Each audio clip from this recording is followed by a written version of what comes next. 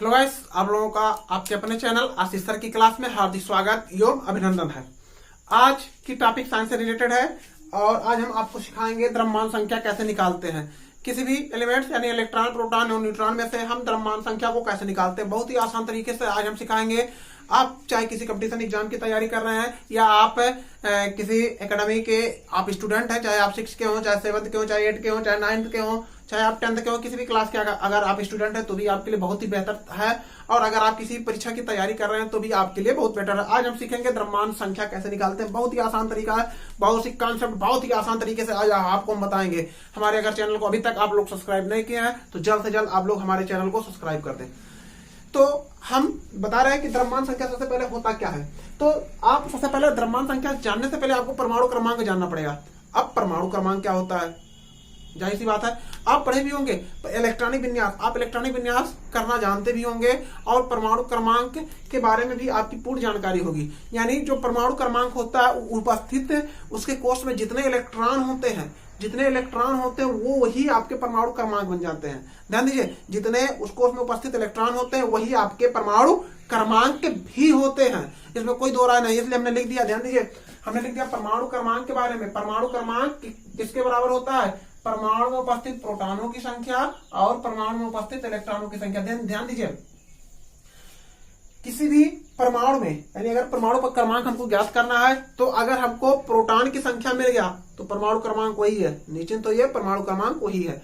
अगर आपको इलेक्ट्रॉनों की संख्या जानकारी है उसके परमाणु में तो आप ये मान के चलिए कि आपको परमाणु क्रमांक पता है। यानी जो परमाणु क्रमांक होता है वह उस कोष में उपस्थित प्रोटॉनों और इलेक्ट्रॉनों की संख्या के बराबर होता है। ध्यान दीजिएगा इस बात पे। यानी अगर हमको परमाणु क्रमांक ज्ञात करना है तो अगर परमाणु क्रमांक ज्ञात करना है किसी भी एलिमेंट्स में तो उसमें अगर प्रोटॉनों की संख्या दे रहा है तो वही आपका परमाणु क्रमांक हो जाएगा। अगर उसमें इलेक्ट्रॉनों की संख्या दे रहा है तो भी आपका वही परमाणु क्रमांक हो जाएगा। इस बात पे फोकस रखिएगा।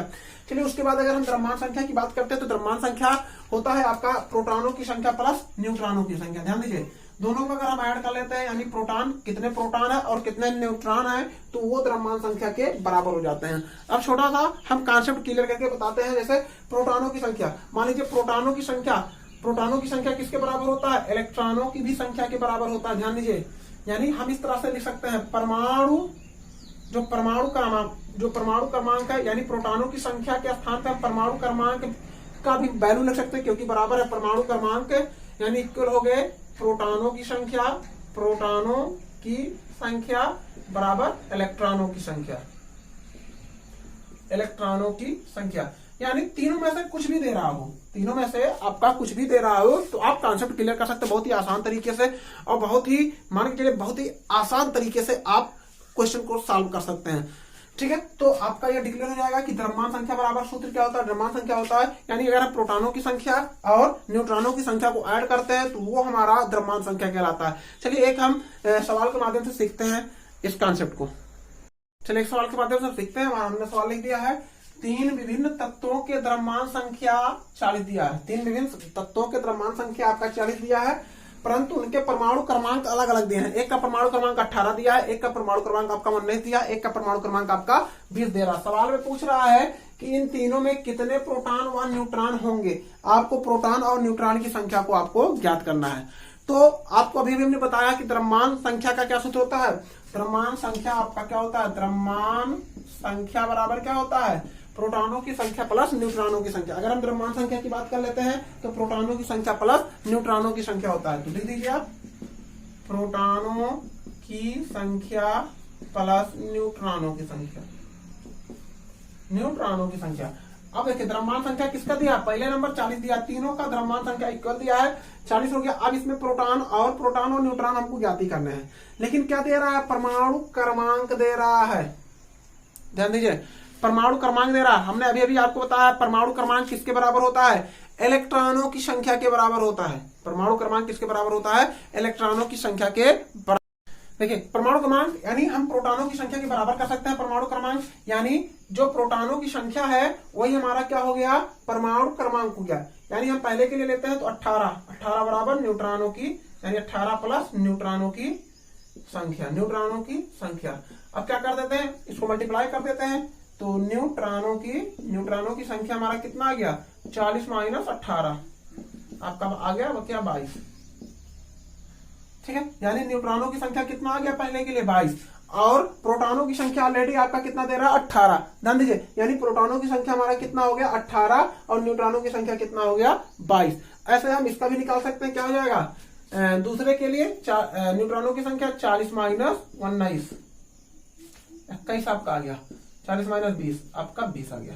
तो सबका क्या हो गया काउंट ऑफ नंबरिंग हो गया, यानी हमको प्रोटॉनों और न्यूट्रॉनों की संख्या ज्ञात करना है। तो प्रोटॉन कितने, तो प्रोटॉन ऑलरेडी हमको पता है कि जितने आपके परमाणु क्रमांक होते हैं वही आपके प्रोटॉन हो जाएंगे। तो प्रोटॉनों की संख्या की निकालने की जरूरत है थी नहीं, न्यूट्रॉनों की संख्या हमने निकाल लिया है क्योंकि प्रोटॉनों की संख्या हमको दिया था, द्रव्यमान संख्या दिया था, तो न्यूट्रॉनों की संख्या आसानी से हम घटा के निकाल सकते हैं। तो लगभग यह सवाल आपको समझ में भी आया होगा और पसंद भी आया होगा। चलिए, अगर इस टाइप के सवाल आपको मिलता है किसी भी इस एंगल पे, यानी द्रव्यमान संख्या निकालना हो, प्रोटॉनों की संख्या निकालना हो, न्यूट्रॉनों की संख्या निकालना हो, तो इस टाइप के जितने भी सवाल मिलते हैं आप इस सूत्र के माध्यम से निकाल सकते हैं। बहुत ही आसान तरीका है और बहुत ही मान के लिए कि इतना आसान है कि इससे आसान आपको मिलने वाला नहीं है। और अभी तक हमारे चैनल को अगर आप लोग सब्सक्राइब नहीं किए हैं तो जल्द से जल्द हमारे चैनल को सब्सक्राइब करें। अगर यह वीडियो पसंद आ रहा हो तो, अगर नहीं पसंद आ रहा है तो कोई जरूरत नहीं हमारे चैनल को देखने के लिए, ना ही आपको जरूरत है हमारे चैनल को सब्सक्राइब करने के लिए। अगर आपको पसंद आ रहा हो तो हमारे चैनल को अवश्य सब्सक्राइब कर दें, जिससे आपको इस टाइप के जितने भी आपको साइंस से रिलेटेड जितने भी आपको कहने का मतलब हमारे है कि जितने भी टॉपिक हम बनाएंगे आपको सारे वीडियो आपको उपलब्ध होते रहें। चलिए, एक टाइप के सवाल की बात कर लेते हैं, पूछा जा सकता है। देखिए, हमने लिख दिया किसी तत्व की परमाणु संख्या 17 है, किसी तत्व का परमाणु संख्या 17 है तथा परमाणु भार 35 है। तो आपको क्या करना है, न्यूट्रॉनों की संख्या याद करना। हम आपको बता दें परमाणु भार लगभग द्रव्यमान संख्या के ही बराबर होते हैं, थोड़ा बहुत अंतर होता है इसलिए हम लगभग मान लेते हैं।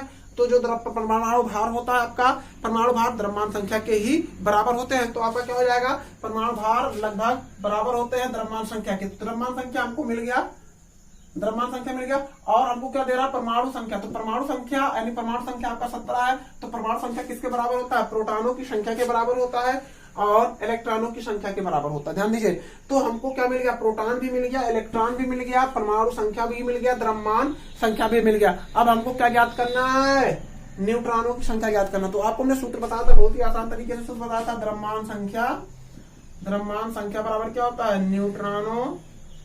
न्यूट्रॉनों की संख्या प्लस प्रोटॉनों की संख्या। आपका द्रव्यमान संख्या कितना दे रहा है 35।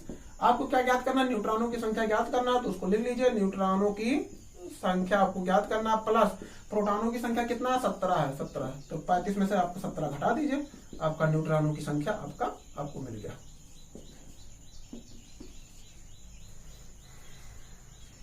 18 आपका क्या आ गया, न्यूट्रॉनों की संख्या आपका आ गया। इस टाइप के जितने भी सवाल है आप इस सूत्र के माध्यम से लगा सकते हैं। अगर आपको कोई दिक्कत हो रहा है किसी भी सवाल में तो आप सवाल अपना हमें कमेंट कर दें, आपके उस सवाल पर हम अगला वीडियो आपकी उसी सवाल पे हम बना देंगे, जिससे आपको पढ़ाई करते समय कोई भी समस्या ना हो। अगर कोई समस्या हो रही है तो आप हमारे कॉन्टेक्ट नंबर पे भी अपना क्वेश्चन शेयर कर सकते हैं, जिससे हम आपको पर्सनली आपको सवाल हम बता देंगे।